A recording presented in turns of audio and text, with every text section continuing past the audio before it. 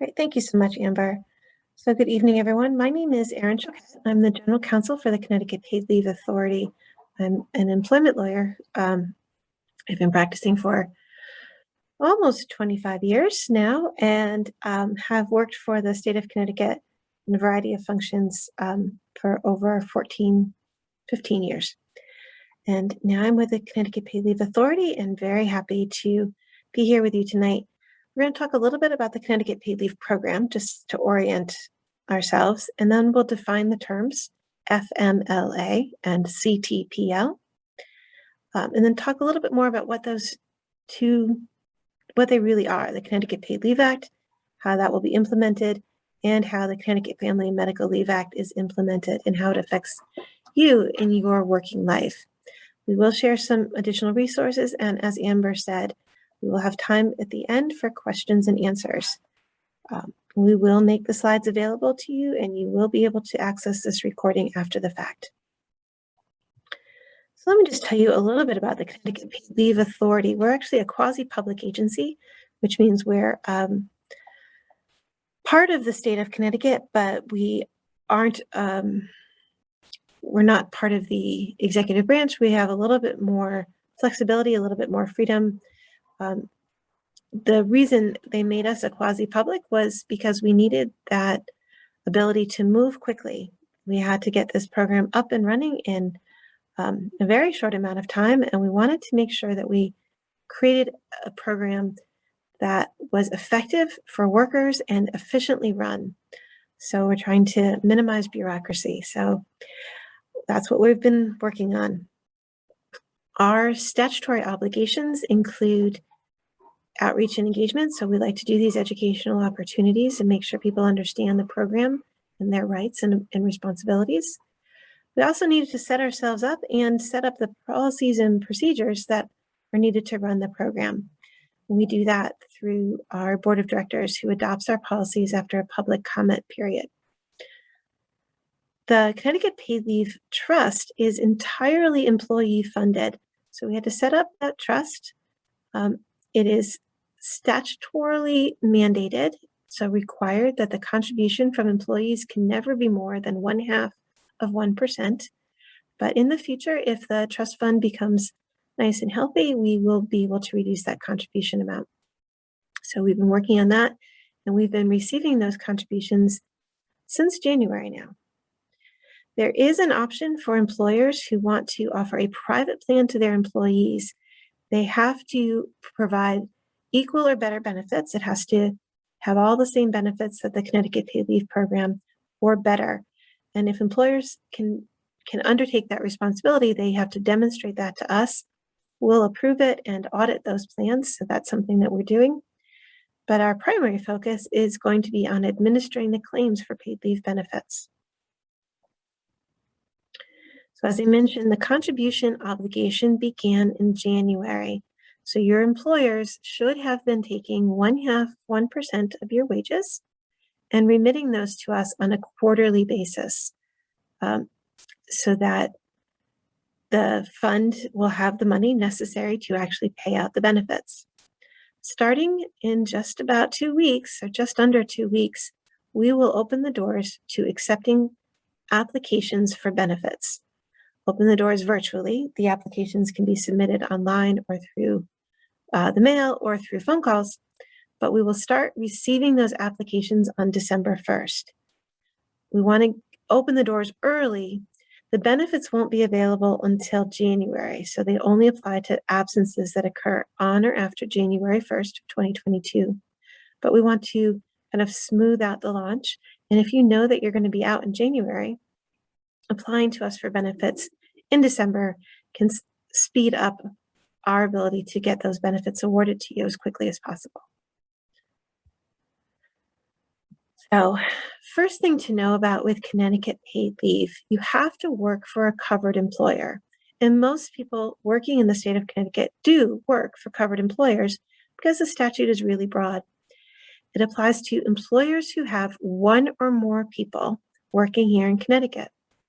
This includes nonprofits. It also includes private sector employers with unionized workforces. It even includes entities that don't contribute to unemployment insurance, but if they are here in Connecticut and their workers are here working in Connecticut, you're most likely covered. There are a few exceptions that I'll describe in a minute. But also covered are sole proprietors and other self-employed individuals who choose to opt in. So these are really the independent contractors, the business owners. They're not employees. They don't receive W-2s, but they can opt in if they want to. If they choose to opt in, they do have to stay in the program for at least 3 years, and they contribute 0.5% of their income, just like other workers, but they're not earning wages. They have self-employment earnings, so they're contributing 0.5% of their self-employment.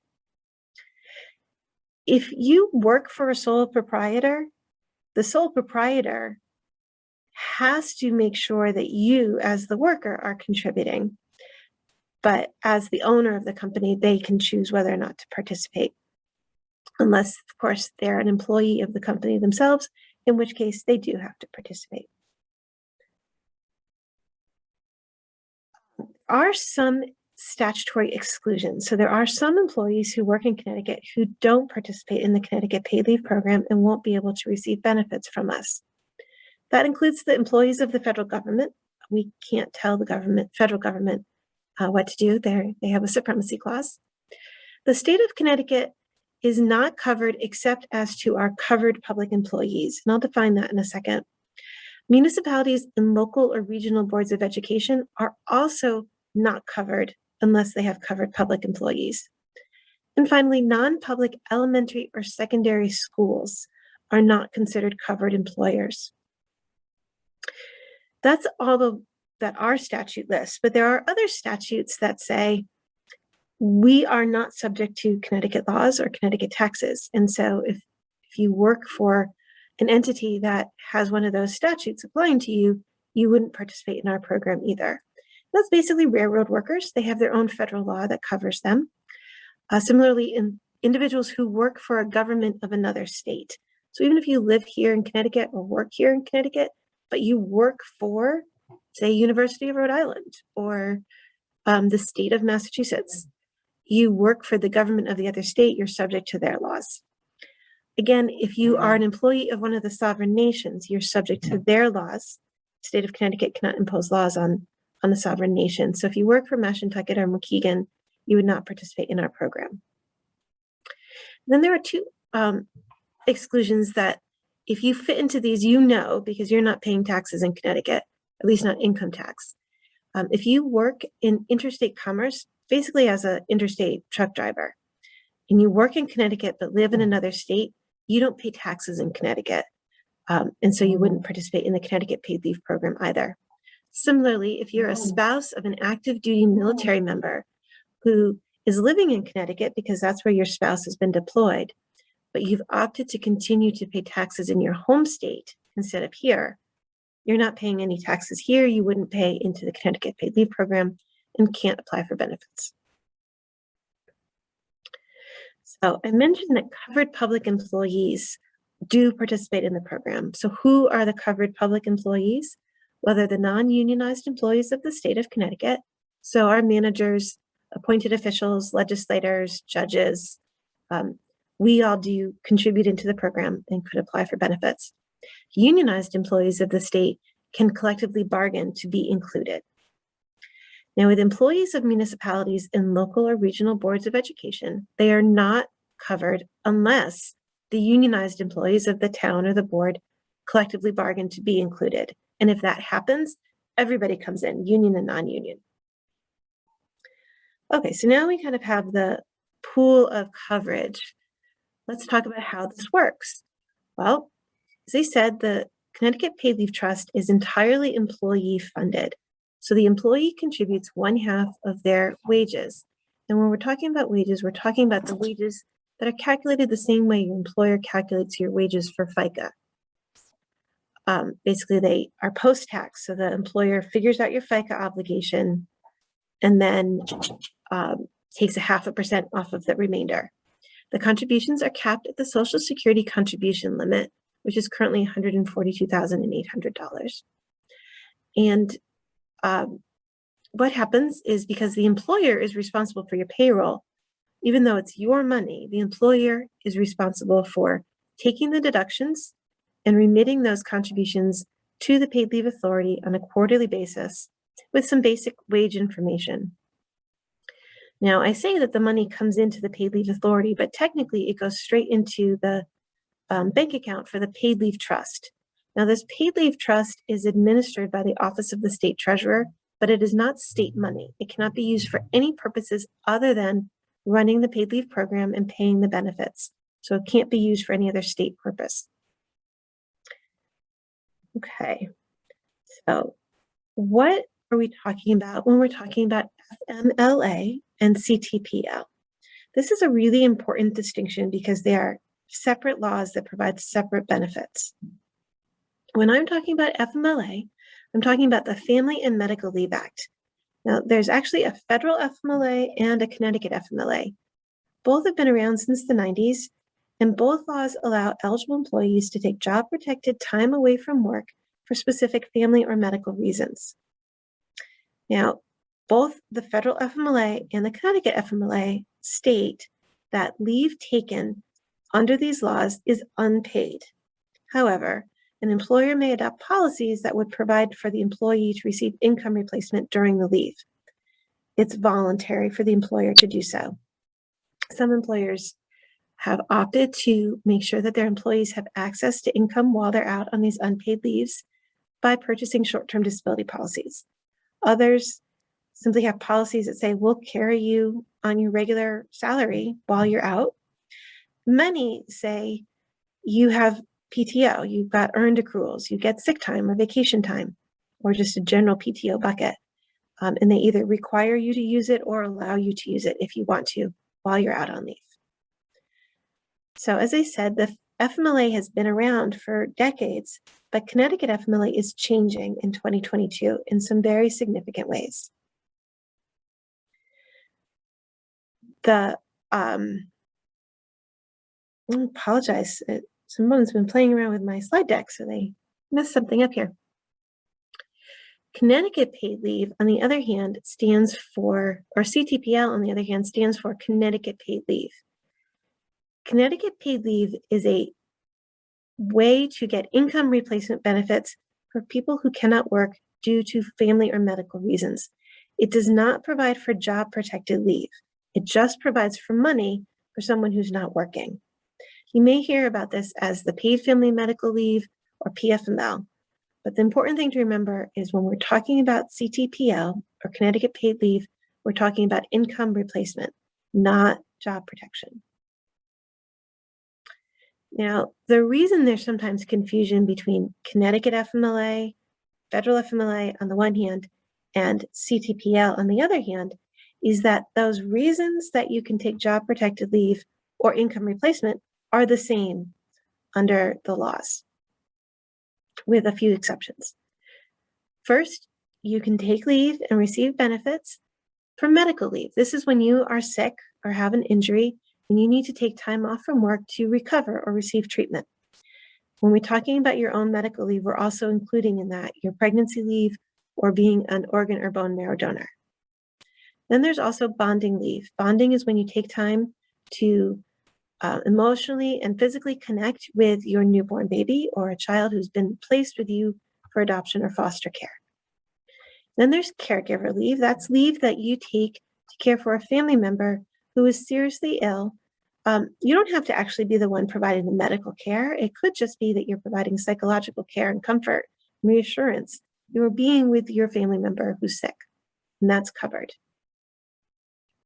There's something called military caregiver leave. Now, that's leave to care for a family member who is in the armed services and has been injured on active duty in the line of duty in the armed forces. And there's also qualifying exigency leave. Qualifying exigency leave is taken by the worker when their parent, spouse, or child has been called to overseas active duty or federal active duty, or has been notified of an impending call or order to federal active duty. In addition, there's something called family violence leave. Now, this is technically not FMLA. There's a separate statute that provides for family violence leave. This is leave to be taken by someone who is a victim of family violence to receive medical care or counseling, to obtain services from a victim services organization, to relocate if need be because of that family violence, or to participate in a civil or criminal court proceeding. The Family Violence Leave Act says that an employer, all employers, must provide their employees with at least 12 unpaid days in a calendar year to take such leave if they need it. And under Connecticut Paid Leave, an employee can apply to us for benefits to receive income while they're taking such leave. Now, I talked about caregiver leave, and I just want to give you a little bit more information about that. Under federal FMLA and under the old Connecticut FMLA, caregiver leave was only available when it was your parent or spouse or a child under the age of 18, or if the child was 18 and over, the child had to have a serious health condition as well as a disability as defined by the ADA, which prevented them from engaging in 3 or more activities of daily living. It was a pretty high standard.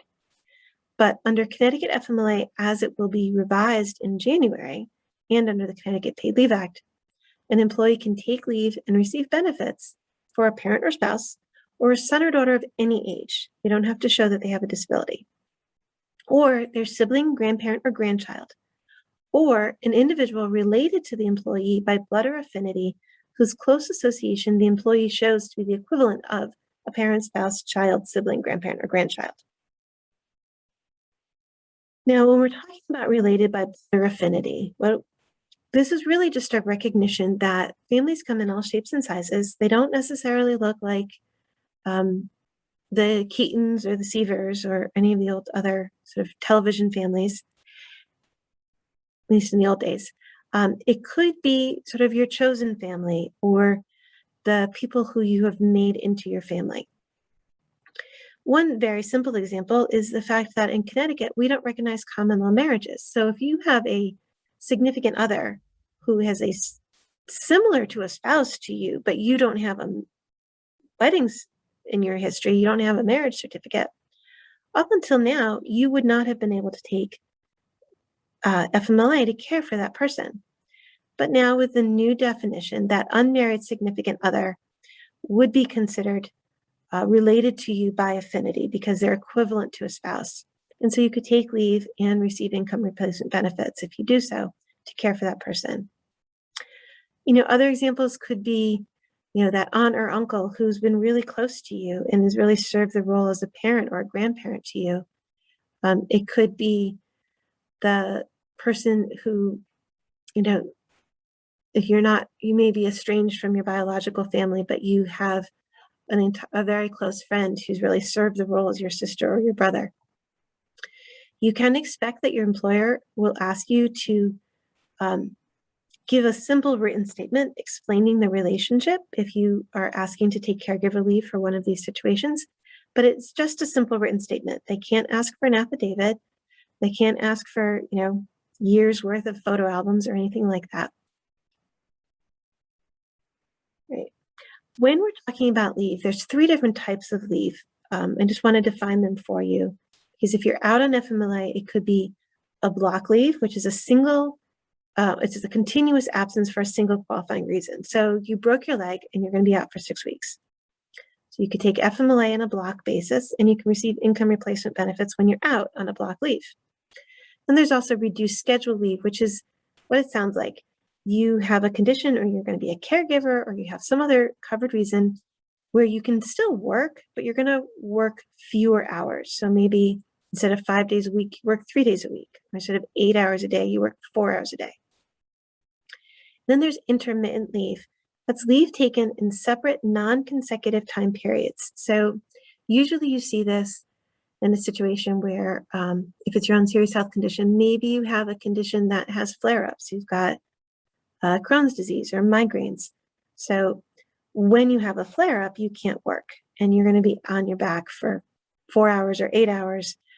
But then the next day you're back to work. Or perhaps you're going out on a qualifying exigency leave and you're going out to attend a sending off ceremony for your family member who's been deployed. That's just an afternoon, perhaps. It's not 4 weeks at a time. It's just this one event. That would be intermittent leave, and we do provide income replacement benefits for people who take intermittent leave. So let me just give you kind of the rundown of when you'd be entitled to job protected leave and when you'd be entitled to income replacement. So the eligibility requirements under the 3 laws are completely different. For federal FMLA, you have to work for an employer who has 50 or more employees, or you work for a public agency, so a town or the state. You have to be employed by that employer for at least 12 months, and you have to work at least 1,250 hours in the 12 months immediately preceding the leave. For Connecticut FMLA, starting in January, this is going to change in January. In January, you will be eligible for job protected leave under Connecticut FMLA once you've been employed by the employer for at least 3 months. That's it. You won't have to show any hours worked. You don't have to be there for a year. The requirements of Connecticut FMLA right now through the end of the year are more stringent, but in January, it'll just be the 3 months. You have to work for the employer for the 3 months immediately preceding leave. With income replacement benefits under Connecticut Paid Leave, we don't actually care how long you've worked for any particular employer. We look at the money. Have you earned at least $2,325 in your highest earning quarter when we look at the first 4 of the past 5, or the 5 most recently completed quarters? So a quarter is, a 3-month period. So January through March, April through June, July through September, October through December. You have to earn that $2,325 in your highest earning quarter, but it could be from 1 or more employers. If you have multiple jobs, we'll look at all of the income from all of the jobs. You also have to show that at the time you applied for the benefits, you are currently working in Connecticut by a covered employer, or if you're not employed right now, you were working for a covered employer at some point during the 12 weeks immediately preceding the leave. Or you're a sole proprietor or self-employed individual who's registered and has been making contributions to the program.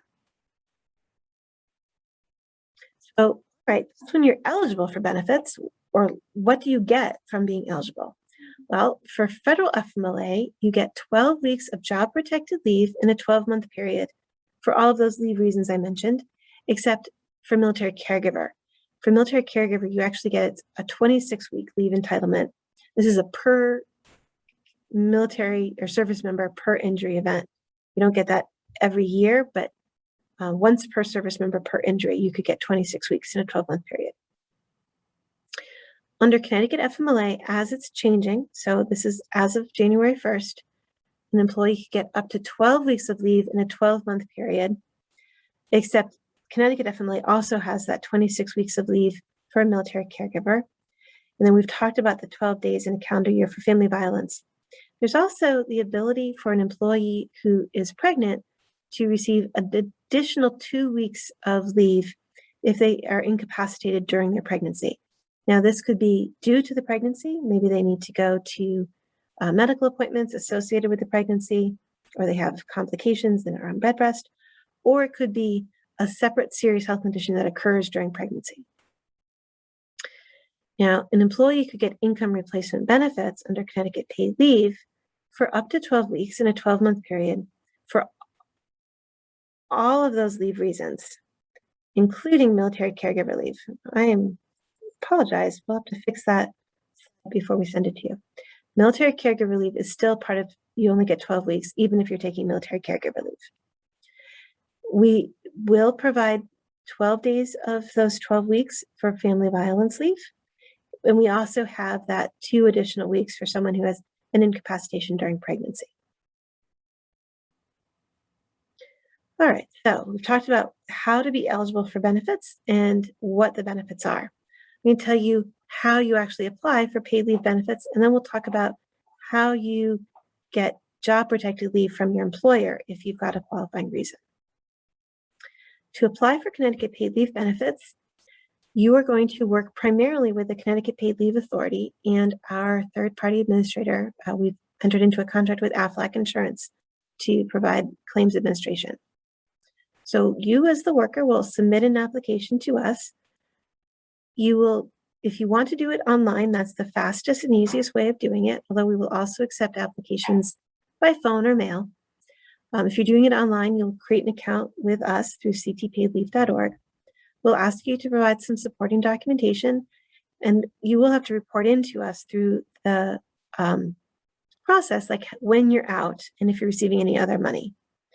You are also required to notify your employer that you're making a claim with us. We'll review the eligibility, make the benefit payments, and sort of just manage the claim. We do have the authority to investigate potential fraud in this representation, and if we find that there's fraud, we can impose penalties. Your employer has a limited role in connection with Connecticut paid leave claims. They will be required to submit an employment verification form that we'll give to you to give to them.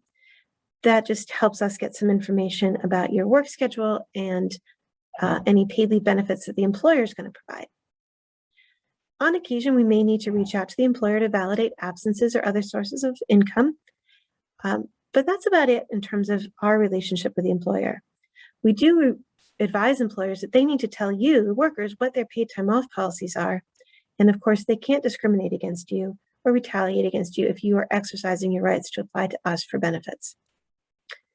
As I mentioned, the authority can impose penalties if we conclude that a person who's filed a claim for benefits has done so fraudulently. And we also may deny benefits if we find that the person is not eligible or the leave reason isn't proven. In either of those situations, the worker could appeal that decision to the Connecticut Department of Labor. Mentioned, and we really want to hone in on this, we were going to accept applications for benefits starting in December, but these applications are supposed to be related to absences that happen on or after January 1st. So if you know you're going to be out in January, you can start applying soon. The absence doesn't have to begin in January. So you say have hip replacement surgery on December 18th, and you know you're going to be out from December through the end of January, you could apply and we'll provide income replacement benefits to you if you're eligible for the period of time in January when you're out. As I mentioned, the fastest and easiest way to apply for benefits is through our online portal, but we will accept applications through mail, email, fax, or telephone. All of the information about how to apply is found on our website. You can go to ctpleave.org. Right now it talks about preparing to apply, and soon we'll actually have the full application process. Basically, you submit the claim. There's an application checklist that tells you what documentation you need to provide, as well as some identification verification information. You explain to us the reason for leave, the nature of the claim, the length of the leave, and whether you have any other jobs, and if you're taking leave from those. We'll determine the eligibility with AFLAC. We do use DOL data primarily as the way to access information about your earnings, and we'll validate that you work for a covered employer. When we get all the documentation, we can then approve or deny the claim. If we ever do denial, you'll have an opportunity to request reconsideration. But if we're approving the claim, we're going to calculate those benefits, and I'll describe that in a minute. And then we will issue benefit payments. They'll be issued through an electronic transfer, so straight into your bank account, or through a stored value card, which is basically a debit card. The benefits will be issued on a weekly basis, and will be issued on Tuesdays. Basically, it says 2 weeks in arrears, really it's 10 days. So if you're out, for example, the week of January 2nd through January 8th, and we've got everything in and you've been approved, then you'll receive your benefit on Tuesday, January 18th. We just need that extra time to make sure that we have validated the absence and validated that the income, if there's any other income that we need to take into consideration. We will be asking you to notify us of any changes in your leave. So if you're out for longer than you expected, if you get income that you weren't expecting from your employer, and particularly with intermittent leave, because that's the sporadic absences that may not be planned, we will be asking you to update when you're actually out through that portal. So we will be calculating the benefits, and we do so following the statute. So the statute says that we have to look at the employee's base weekly earnings. Now, your base weekly earnings are determined by looking at your highest two earning quarters from the first 4 of the 5 most recently completed quarters and dividing that number by 26. That's how we get your base weekly earnings. If your base weekly earnings are less than or equal to the minimum wage times 40, the benefit is 95% of those base weekly earnings. So since the Connecticut minimum wage is $13 an hour, we're really talking about if you earn less than or equal to $520 an hour, your benefit will be 95%. If you earn more than the Connecticut minimum wage times 40, it's a two-part math problem. The benefit rate is 95% of 40 times the Connecticut minimum wage plus 60% of the difference between your base weekly earnings and Connecticut minimum wage times 40. However, in all circumstances, the benefit is capped at 60 times the Connecticut minimum wage. Right now, that's $780 if you time 60 times 13. So just like your contributions are capped, the benefits are capped. So what does this look like? Well, we actually have a benefits estimator on our website. It's an estimate. It's truly an estimate. We can't take into consideration all factors on this very basic calculator. Things like if you're going to be out for a full week, if you have multiple jobs and you're working one but not the other, if you have benefits from your employer that will need to be reduced. But if you're kind of wondering in general, where do I fit? The benefits estimator gives you kind of some basic information that it can be really helpful to you. We get a lot of questions about how the employer's leave policies and employer-provided PTO interact with the Connecticut Paid Leave benefits. Now, there are 2 statutes that really drive our answer. The first is that in the Connecticut Paid Leave Act, it says specifically an employee can receive benefits from the Connecticut Paid Leave Authority and their employer at the same time, as long as the total amount does not exceed 100% of their regular earnings. So you can get both. Now, Connecticut FMLA says an employer can permit or require the employee to use their PTO when they're out on Connecticut FMLA. However, under Connecticut FMLA, starting in January, the employer cannot require you to exhaust all of your earned accruals.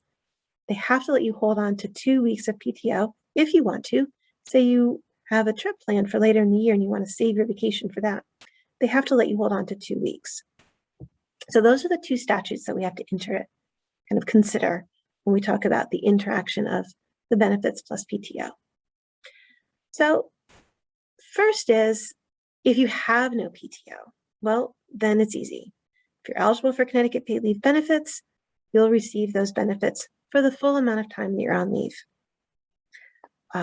Or if you have PTO and your employer doesn't require you to use them, you fit into that bucket.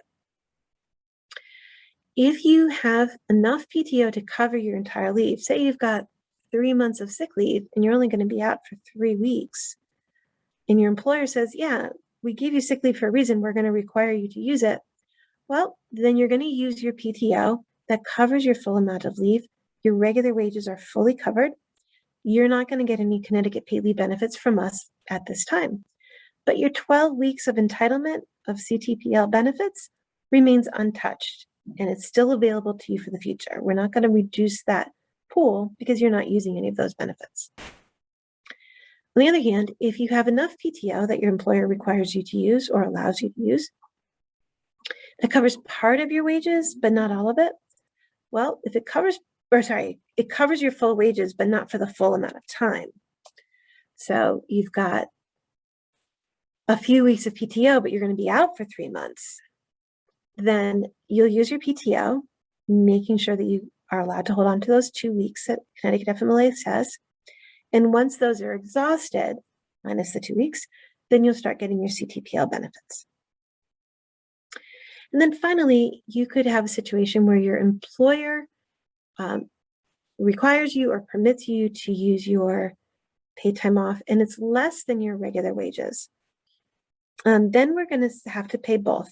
You're going to be in the situation where you could get PTO from your employer and benefits from the authority at the same time. We're going to ask who's paying first, and that's really the employer's decision. If the employer says, we have a policy, or we have a collective bargaining agreement, or we have an insurance plan that says we pay first, we'll say, great, tell us how much you're going to pay. Tell us the percentage, basically, and we'll pay the remainder. A lot of times the employer says, no, we'll top off. It's easier for us to top off. So Connecticut Paid Leave Authority, you pay first. So we'll pay first, and the employer can coordinate the benefits to make up the difference, to make sure that the employee does not get more than 100% of their regular wages. We'll see this a lot for employees who maybe their regular wages are higher than our maximum benefit amount, and so they want to use their PTO to make themselves whole. So those are the 4 situations that can happen.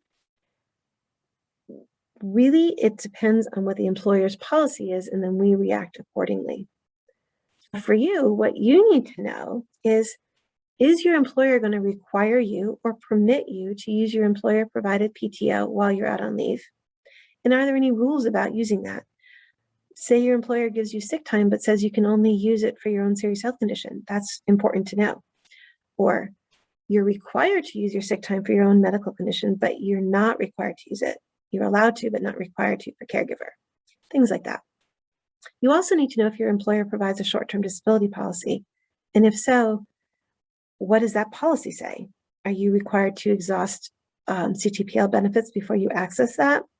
Will that automatically be reduced by the amount that CTPL pays? Now, when I'm talking about short-term disability policy, I'm talking about the ones that the employer owns, that they pay for as a benefit to you. If you have gone out on your own to purchase your own independent sort of policy from Aflac or Geico or any of those other sort of directly marketed to the individual, you're paying for that out of your own money. We don't look at that at all. That's completely yours. Okay, so that's Connecticut Paid Leave.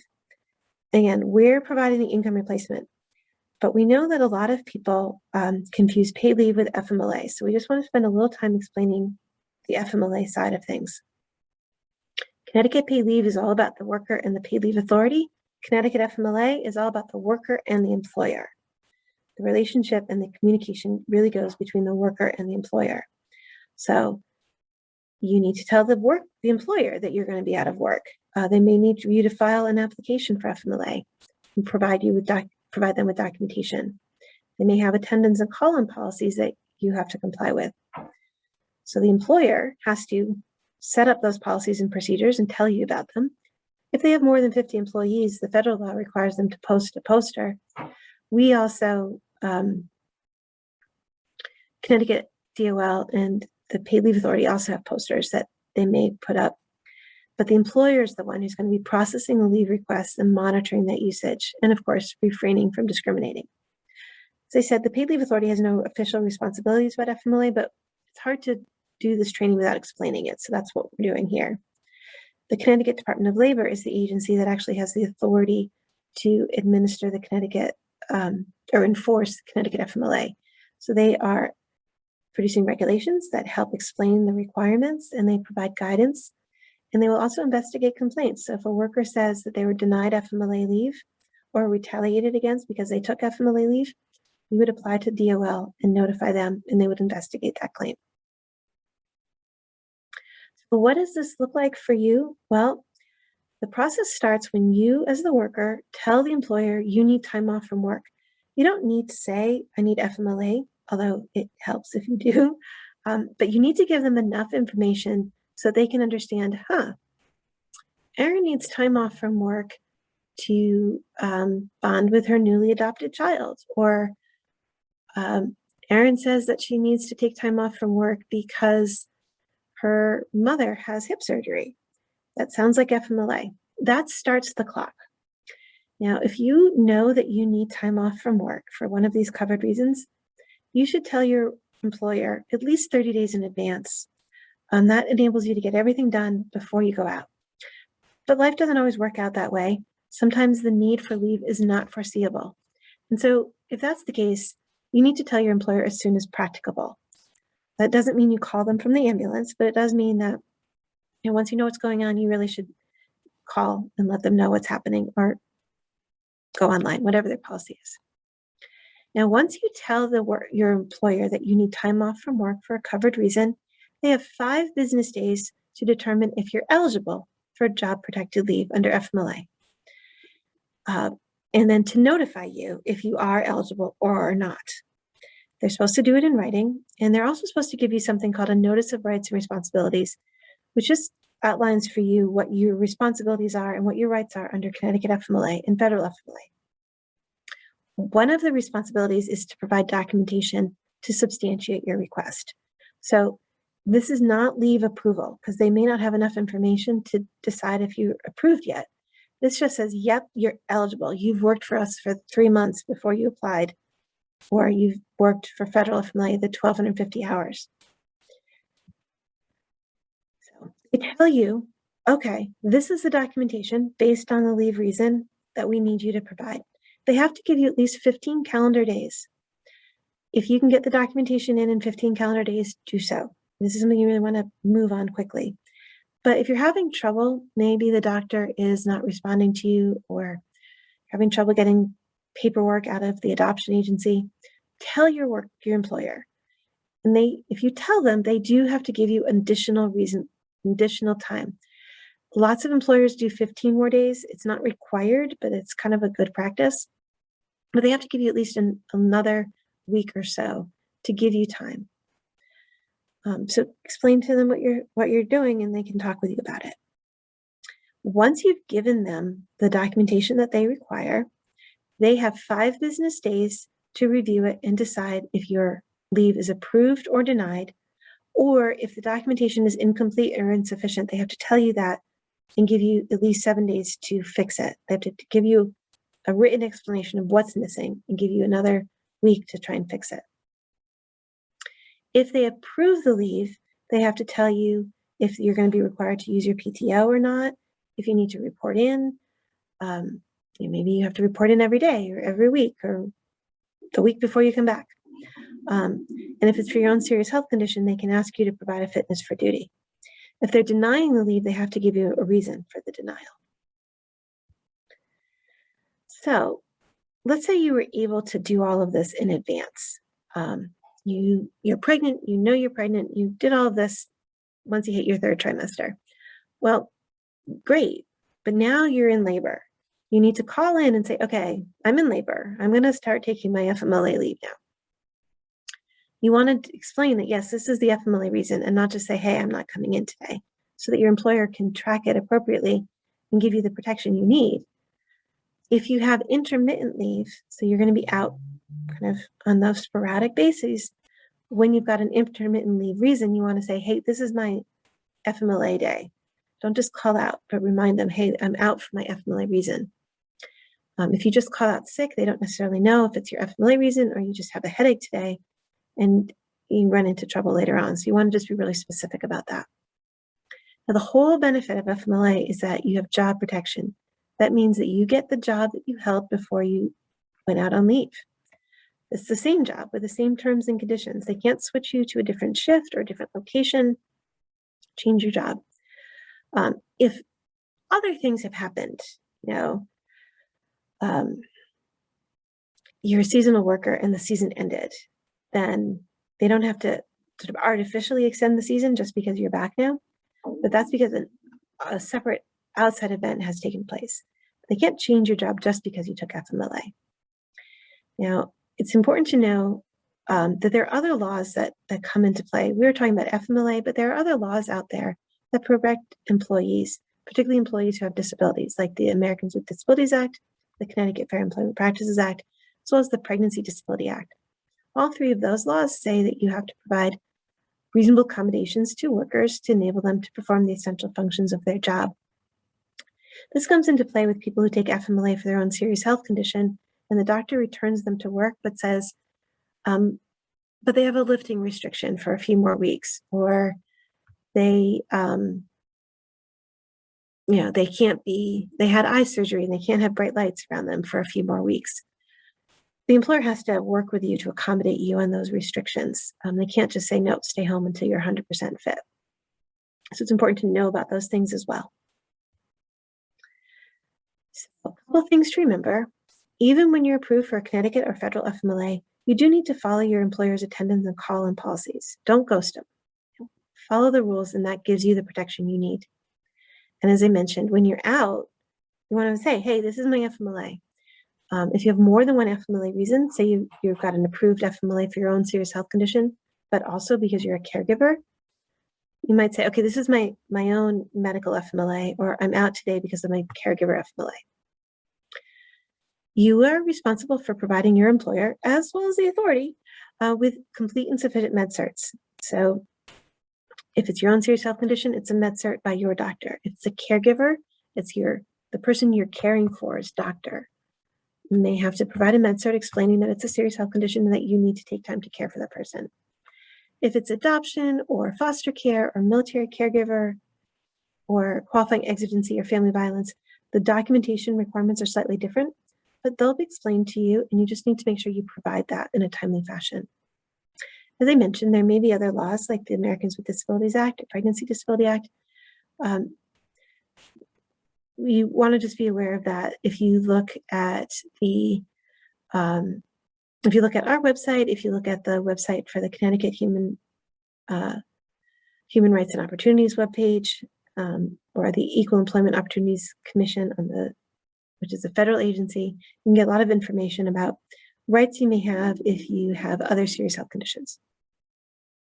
I do want you to know that, just so you're not taken by surprise, even if for some reason you don't want your leave to be designated as FMLA, maybe you want to save your FMLA, that's not the way it works. If you are eligible for FMLA and the reason qualifies, then it is your employer's right and responsibility to designate that time as FMLA. This protects you because it means that you're accessing your FMLA protections, and you know that you're accessing those FMLA protections, and that the employer knows that they can't, discriminate against you or take your job away. And it also balances the rights of the employer, who has a right to start tracking that time. Okay, before we get to any questions, I want to show you some resources we have on our website, including toolkits. We've provided a lot of these focused on the employer or HR, but they're useful for everybody. I think it's always good for employees to know what their workers or employers know. So we've got posters, cards, mailers, fact sheets, and the toolkits. So look around on the website, even if it says employer, check it out for yourself, because it's useful for you to know what the employers are doing. And if you have other questions, you can check out our frequently asked questions as well as videos on our website. And if you have additional questions beyond that about the general program, you can use the Contact Us portal. If you go to ctpleave.org and look into Contact Us, you can submit your question there. Once you've applied for benefits through the system and you have questions about your actual benefit claim, we're going to have you work directly with AFLAC because they have access to your file. But this Contact Us is really for more generic questions. What is a serious health condition? What are the qualifying exigency reasons? Things like that. You can use the Contact Us portal. Our website is ctpleave.org. Visit us, check us out, make us a favorite. If you think that you are going to be applying for benefits soon, you can go in and, starting in December, create your account so that that's already done. And as I said, if you have questions or concerns, you can check us out at ctpleave.org. Now, our primary focus is again on the CT Paid Leave benefits, but we have some information about FMLA. You can also go to the Connecticut DOL website at ct.gov/DOL, and they have information about FMLA that you can utilize as well. All right, I'm going to stop sharing my screen and see what kinds of questions have come in. Amber, has there been any questions? Thank you, Erin. We've actually had a little of a quiet crew. We do have one question in the QA, which is, what happens if the employer has unlimited PTO policy? It's a really interesting question. And it's so funny to me because it's just such a kind of past 5 years kind of thing. So if an employer has an unlimited PTO policy such that the employer is paying you whenever you're out for whatever reason, then you aren't losing any income. So you're most likely not going to need your CT paid leave benefits. At least not right now. You might need them if you work for a different employer, or a lot of times employers have unlimited PTO for specific reasons, like for your own serious health condition, or maybe bonding with a newborn. But it's not available for caregiver, it's not available for qualifying exigency. And so you would use your unlimited PTO for the reasons that they let you use it, and then you would save your Connecticut paid leave benefits for situations where it's not covered. Great, thank you, Erin. I did just drop a note in the chat. Just wanted to let you all know that if you have any questions, please do go ahead and submit them in the QA feature at the bottom of your screen. We definitely do want to take the time to answer those for you. In the meantime, I just want to let you all know that in the chat, you will find a link to the employers page, which will show you all of those resources that Erin had in one of those last slides with the employee poster and the toolkits. So you can click that link. It'll take you to our employers page right on our website. Scroll all the way to the bottom and you'll find all of those downloadable links there on the left-hand side. We do have another question. In the case of, I'm guessing this is referring to the last question, Erin, where there's an unlimited PTO policy. So the question is, but in that case, would you just use your FMLA to secure your position? And that's exactly right. So FMLA is what you get for job, is the way you get job protected leave. And so the FMLA would be how you access that job protected leave, access the protection against discrimination and retaliation for using leave, access the protection against someone like sort of willy-nilly transferring you to a different position. So the FMLA gives you those job protections as opposed to CTPL leave, which gives you the income replacement. Great, thank you.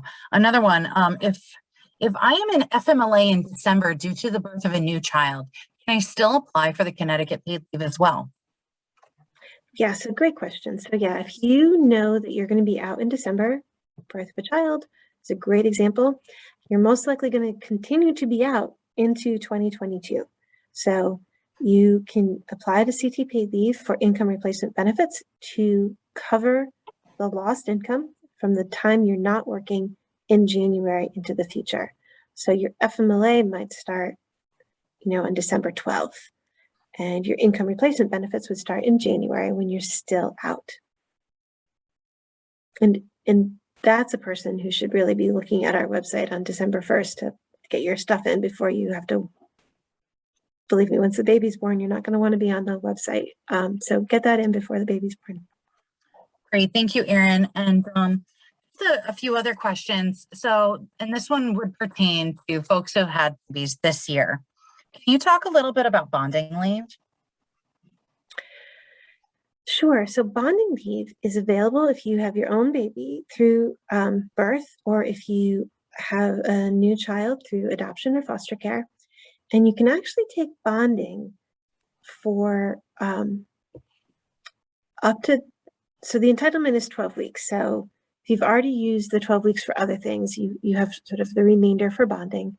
But you can use that bonding leave any time until the baby is, or the baby is 1 year old, or the new child has been with you for a year. So you've got like that year window to use your bonding leave. Great, thank you. You can take job protected time away from work for bonding, and you can get CT paid leave benefits for bonding.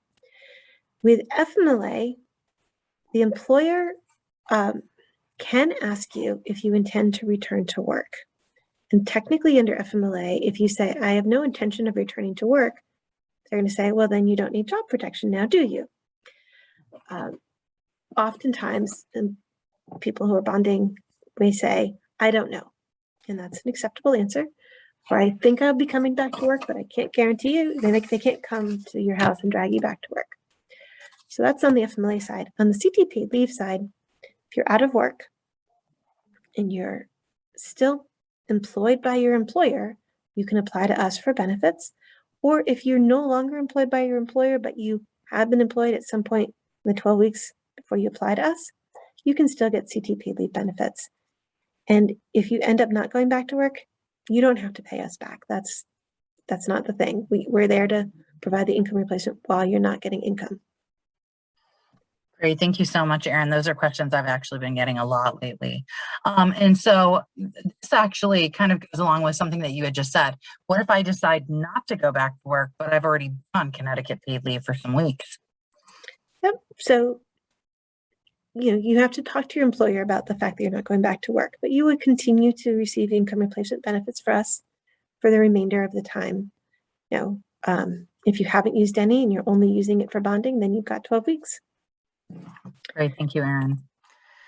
And another one, and I believe this is around short-term disability and maternity leave. So Mila's asking if I have been paying for a short-term disability policy through Colonial Life to take maternity leave in the future.